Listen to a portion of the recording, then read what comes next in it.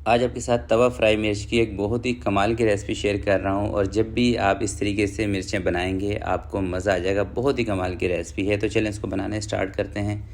बिस्मिल्लाहिर्रहमानिर्रहीम। 250 ग्राम मैंने मिर्चें ले ली हैं, फ्राई वाली मिर्चें हैं। अगर आपने इनको हल्का रखना है तो इसके बीज निकाल दें, वरना इसके बीज इसके बीच में रहने दें अगर आपको ज़्यादा स्पाइसी मिर्चें पसंद हो तो। अच्छे तरीके से धो के इसको कट लगा लेना है। उसके बाद इसका बनाएंगे मसाला। सारी मिर्चों को कट्स लग गया है।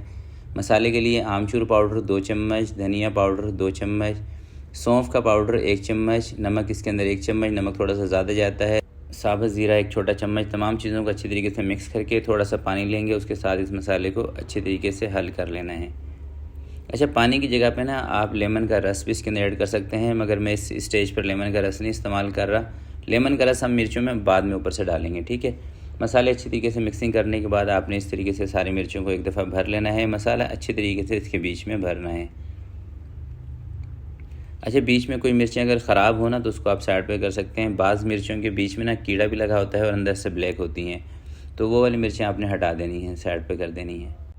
मसाला भरने के बाद अब बारी है इनको फ्राई करने की। तो फ्राई करने के लिए थोड़ा सा तवे के ऊपर आपने तेल डाल लेना है और इनको हल्की आंच पे फ्राई करना है। नीचे से चूल्हा तेज़ रखेंगे ना तो फिर आप यहाँ पे खड़े भी नहीं हो सकेंगे, फिर ये मिर्चें आपको लगेंगी गले के अंदर। हल्की हल्की आंच पे 15 से 20 मिनट के अंदर मिर्चें फ्राई हो जाएंगी। थोड़ी थोड़ी देर के बाद आपने इनकी साइड को पलटते रहना है ताकि पूरी मिर्च एक ही तरह की फ्राई हो जाए। अच्छा, मैंने लिया है वैसे नॉर्मल कुकिंग ऑयल, अगर आप इसकी जगह पे सरसों के तेल का इस्तेमाल करेंगे ना और भी बेहतरीन मिर्चें बनेंगी। जब अच्छी तरीके से मिर्चें फ्राई हो जाएं फिर लास्ट में आपने क्या करना है, 3-4 लेमन लें, उसका रस निचोड़ कर इसके ऊपर डाल दें। इससे बहुत ही चटखारेदारी मिर्चें बन जाएंगी आपकी। और लेमन के रस को थोड़ा सा इसमें से ड्राई होने दें, 4 से 5 मिनट और पकाएंगे। और इतनी देर तक आपने इनको पकाना है जितनी देर तक ये अच्छी तरीके से क्रिस्पी नहीं हो जाती, थोड़ी सी कड़क नहीं हो जाती, क्योंकि ये मिर्चें कड़क मज़ा करती हैं। और कड़क ये उसी सूरत में होंगी जब आप इसको हल्की आंच पे पकाएंगे। जिसमें मैंने आपको पहले बताया था, चूल्हा तेज़ रखेंगे, एक तो मिर्चें आपकी जल भी जाएंगी और फिर आपको ना मिर्चें लगेंगी बहुत गले में, आप इसको फ्राई नहीं कर पाएंगे।